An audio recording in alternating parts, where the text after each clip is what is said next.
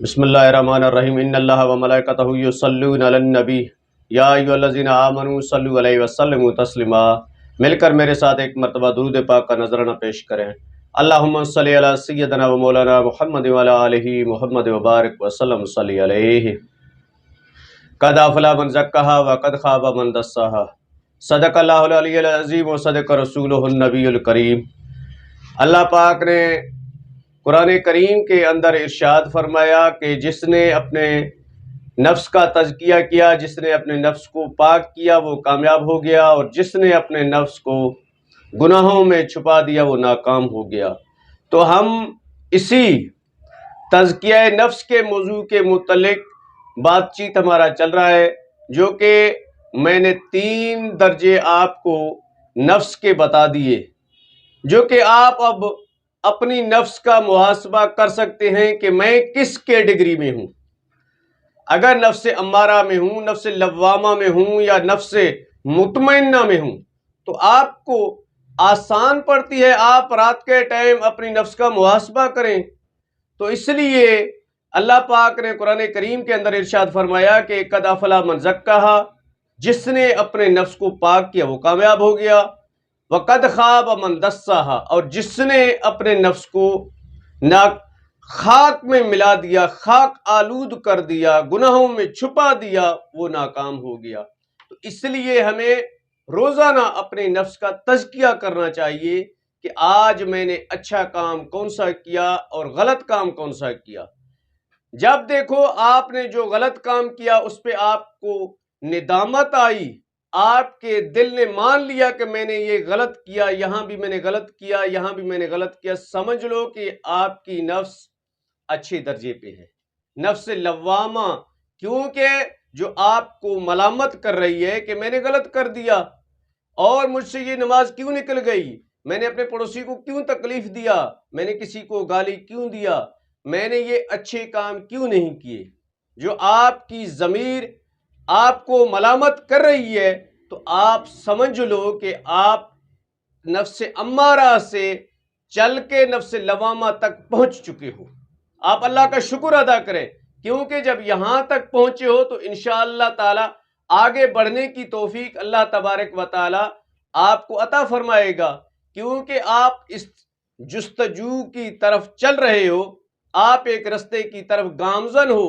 اللہ تبارک و تعالی نے فرمایا ان اللہ لا یغیر ما بقوم حتی یغیروا ما بانفسہم، جو قوم خود جستجو کرتی ہے میں اس کو ہدایت کی طرف لاتا ہوں، جو جستجو خود نہیں کرتے ہیں، ہدایت کی راہ کا مسافر نہیں بنتے ہیں، تو اس کو میں بھی ہدایت نہیں دیتا۔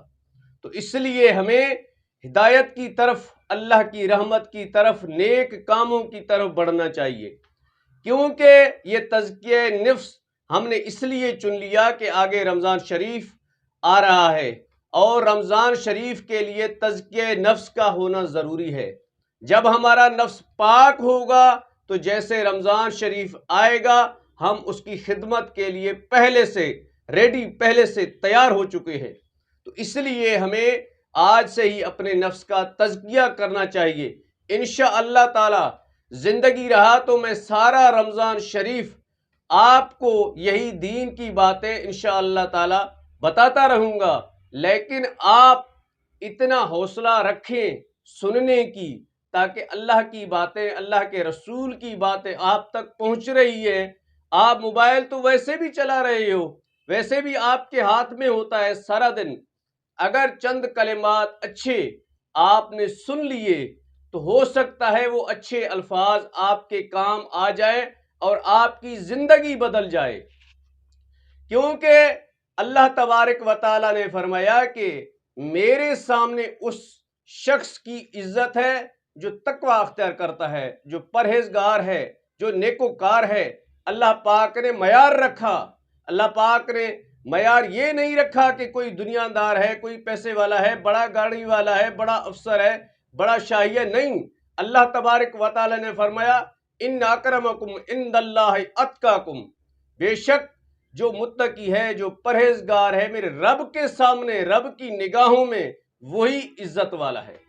آج ہم کیوں نفس کے غلام بن کے پھرتے ہیں؟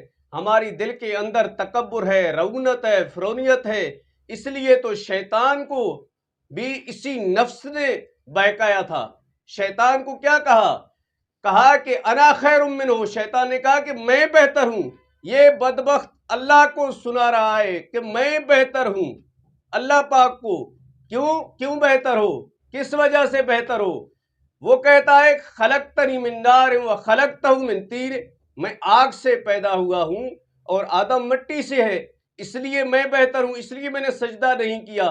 گویا کہ اس نے تکبر کر لیا، اس کی نفس نے اس کو ابھارا کہ تو بڑا عابد ہے، بڑا زاہد ہے، تو فرشتوں کا بھی استاد ہے، اتنا تیرا مرتبہ ہے، آج تو جھکتا ہے ایک مٹی کے پتلے کے سامنے۔ گویا کہ اس نے تکبر کیا، اللہ پاک نے اپنی رحمت سے اس کو دھتکار دیا، ہمیشہ کے لیے نکال دیا۔